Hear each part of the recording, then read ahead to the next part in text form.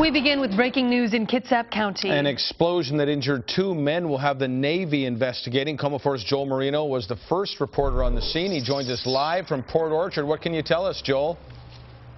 Eric and Saber, this involves the Navy because this explosion, well, it has 2 sailors who are involved, and they are suspected of taking military property from their submarine and then blowing it up in the backyard of this house you see across the street.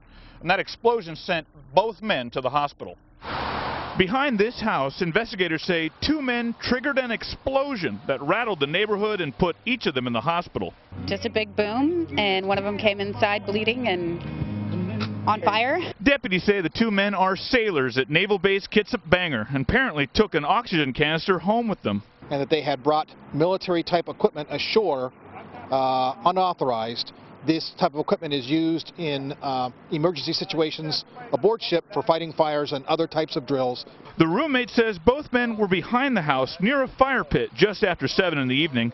They had gasoline and the oxygen canister, and apparently that can ended up in the flames and exploded. A gas station attendant could feel the force from the blast on the other side of the street. Well, it felt like somebody ran into the side of the building right directly behind me. Knocked me from the counter about 1.5 feet or so, kind of like somebody shoved you. The canister launched into the air and landed outside a coffee shop. That's when the attendant saw the 2 injured men stumble outside. Both were taken by helicopter to Harborview, where they are being treated for critical burn injuries. His hands on his palms and from up here were basically as black as this register. I think it's really stupid, and kids could have got hurt, and they're lucky that they didn't get as injured as they are now.